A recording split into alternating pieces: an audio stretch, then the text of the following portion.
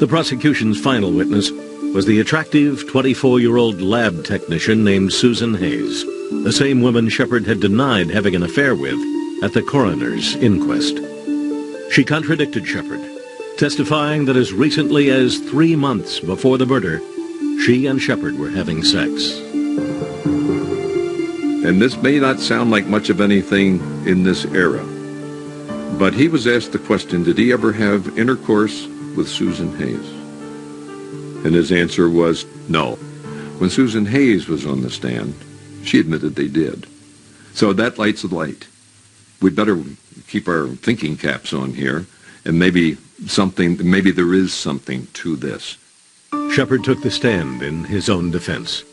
Now in tears, he admitted to the affair and claimed he had told Marilyn about it, even though he lied about it at the inquest. Defense attorney William Corrigan did his best to corroborate Sheppard's version of events. In his closing argument to the jurors, Corrigan insisted that Sheppard's infidelities could not be a motive for murder, because Sam had already told Marilyn about his affair. He pointed out that being an adulterer does not make someone a killer. All the prosecution had demonstrated, he said, was that Sheppard had been unfaithful. They hadn't proven that he was the murderer. The case went to the jury on December 17th. If they decided on first-degree murder, that the crime was premeditated and in cold blood, Sheppard could be sentenced to death. We took a straw vote, and as I recollect, the leanings, and I lean on that word leanings, were 5 or 6 said they felt as though he could be guilty. 5 or 6 said that they felt he could be innocent. While the sequestered jury deliberated, reporters took over the courthouse, waiting for the verdict to come in. It was a Roman circus. They were camped out. It was a 3 or 4 story building over on Payne Avenue, and they were everywhere. There were bottles of liquor. And, it was just not what you would expect in a courtroom. After 5 days, the jury announced that they had reached a verdict. What was then the longest criminal trial in American history finally came to an end after 2 months. The judge called the accused to stand and face the jury. We, the jury in this case, being duly impaneled and sworn, do find the defendant, Sam H. Sheppard, not guilty of murder in the first degree, but guilty of murder in the second degree. The jury believed Sheppard was guilty, but not that the crime was premeditated. Let me stick my nose in here. This is where Sam Sheppard tells the judge, I'd like to say, sir, I am not guilty. 4 days before Christmas, Sheppard was sentenced to life in prison. And this is pretty much where we left off last time. The jury convicts Sam Sheppard of murder in the second degree and sentences him to spend the rest of his life in prison. There's a lot more to come. And if you watch my episode introducing Truman Capote a few days back, you know that F. Lee Bailey is going to enter this case pretty soon. He's going to make a difference, and he's going to start making a name for himself. But the Sheppard case was far from over. His lawyers still thought they could prove that the evidence used to convict him, especially the trail of blood leading down the staircase, could in fact clear his name. Even though Dr. Sam Sheppard was convicted and beginning to serve his sentence of life in prison, the fever pitch of the media coverage that distinguished his trial persisted in its aftermath. 2 weeks after the verdict, on January 7th, 1955, Sheppard's mother, Ethel, committed suicide with a shotgun. Years later, in an interview with a reporter, Sheppard would blame the media's rabid coverage of the case for her untimely death. This hysteria and this actual injustice killed my mother. The people that induced this injustice pulled that trigger for her head. Just as sure they committed murder. Now, they did commit murder. 1 week later, Sam's father also died. The stress of the trial and his wife's suicide aggravated a hemorrhaging ulcer. Sheppard was escorted in handcuffs to the funerals of both his parents. I remember covering both funerals, and they wouldn't let us into the cemetery, so we had to climb over the wall. There was some thought that maybe Sam would, because of the emotion, would throw himself on the grave and admit that he had murdered his wife or something. Despite the loss of their parents, Sam's two brothers moved his appeal forward. The Sheppard house, sealed since the day of the murder, was finally returned to his family. His brothers immediately hired a well-known forensic scientist, Dr. Paul Leland Kirk, to examine both the crime scene and the state's physical evidence. In the barbaric days of justice in Cleveland in 1954, the defense was not allowed an examination of the murder scene prior to the trial. The defense was not permitted to inspect or collect any scientific evidence, or to have its version presented to the jury based on examinations made by its experts.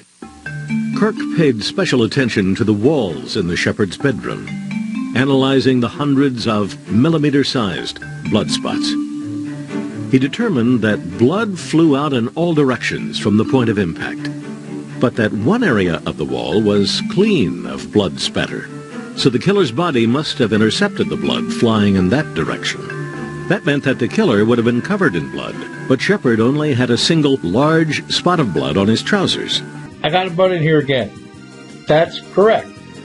Sam only had a large single spot of blood on his trousers. But don't forget, he said he lost his shirt during his second fight with the bushy-haired intruder.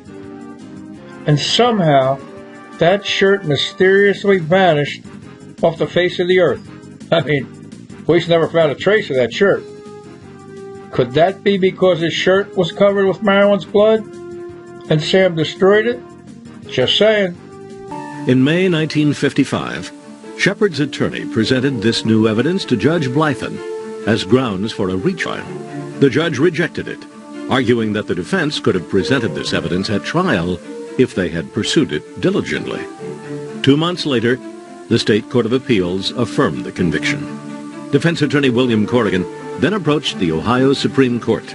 In May 1956, the highest court in the state handed down its opinion. The opening paragraph seemed to suggest a reversal. It goes this way: murder, mystery, society, sex, and suspense combined in this case to captivate the editorial fancy on an international level. And it described a big scenario in the courtroom and then concluded that in this atmosphere of a Roman holiday for the news media, Sam Sheppard stood trial for his life. Then shockingly went on to conclude, but that's okay, because it was just barely fair enough. Sheppard's last resort was the U.S. Supreme Court. Corrigan pleaded for the High Court to review the case, but it declined. What had seemed to many observers like a weak, circumstantial conviction, full of error and opportunity to be overturned, was proving to be astonishingly resilient. 5 years later, in August 1961, Sheppard's determined but weary attorney, William Corrigan, died at the age of 75. It appeared that Sheppard would remain in prison for the rest of his life. Fascination with the Sheppard case remained high.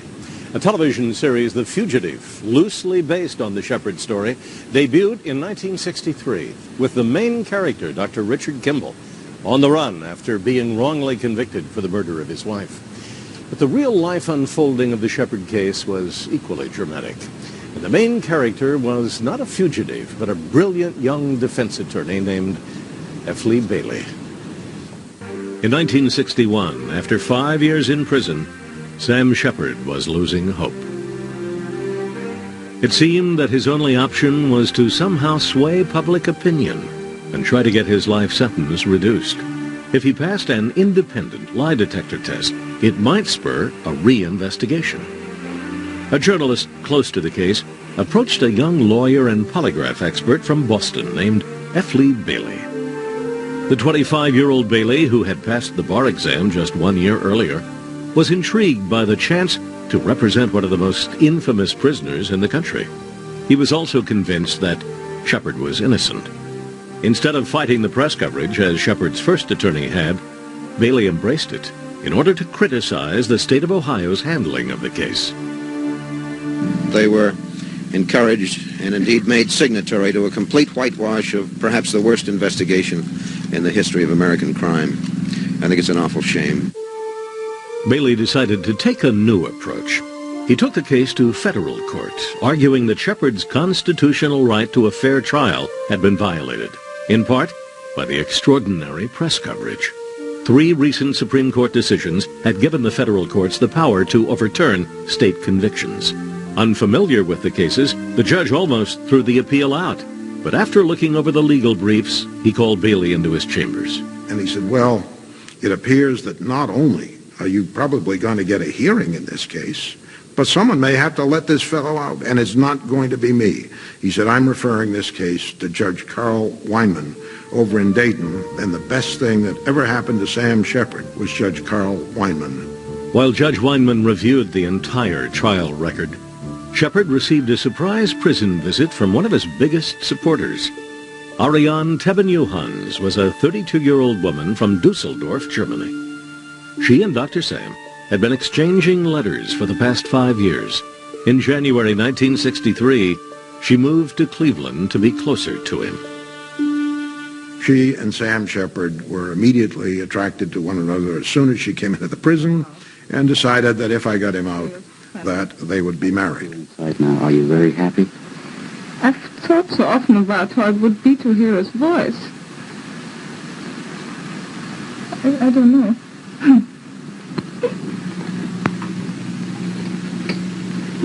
The momentum seemed to be shifting in Sheppard's favor.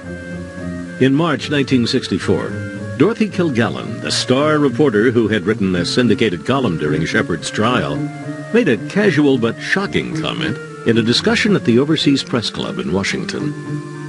She recalled that before Sheppard's trial began, Judge Blythen told her that he saw no reason for the press to be in the courtroom because Sheppard was, quote, guilty as hell, and the trial was a mere formality. F. Lee Bailey happened to be in the audience for Kilgallen's comment. He swiftly deposed the reporter and added her remarks to his federal petition. In July 1964, in a scathing decision, Judge Weinman wrote that the press coverage of Sheppard's trial had been grossly prejudicial. The trial judge had done nothing to protect the jury from its influence. His remarks to Kilgallen showed his prejudice, and the jurors were insufficiently monitored during deliberation. Weinman declared a mistrial, overturning the previous 12 decisions in the case, and ordered Sheppard's immediate release. On July 16th, at the age of 40, after nearly a decade behind bars, Sam Sheppard walked out of an Ohio prison and into the arms of his fiancée, Ariane Teben-Johans. Establish my innocence and then go from there. How does freedom feel to you, sir? Ecstatic.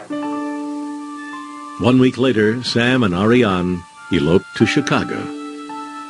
Oh, Ariane and I have come to make no plans ahead. All day she has eyed every policeman. When we went down to get our marriage license, she grabbed me by the arm. She said, "Here he comes." The newlyweds moved into a small house back in Bay Village, only a few miles from the house where Marilyn was murdered. Well, it was really strange. I mean, here is this woman who, after he gets out of prison, shows up, in the United States, had never met him. And they wind up getting married. It was almost bizarre. The couple couldn't escape the zealous scrutiny of the press. An enterprising reporter discovered that Sheppard's new bride had a half-sister who had been married to Joseph Goebbels, Adolf Hitler's propaganda minister. The bizarre connection seemed somehow fitting in the ongoing media circus. The U.S. Court of Appeals overturned Judge Weinman's decision, but Bailey managed to keep Sheppard out of prison on bail while he appealed to the U.S. Supreme Court. This time, the High Court agreed to hear the case, and on June 6, 1966, it reached a landmark decision. Without commenting on Sheppard's guilt or innocence, it ruled that his constitutional rights had been violated by the pervasive carnival atmosphere created by the press. The court said it was the responsibility of the judge to protect the jury from the media's influence. The court affirmed Judge Weinman's decision and declared Sheppard's original conviction null and void. So, there you have it.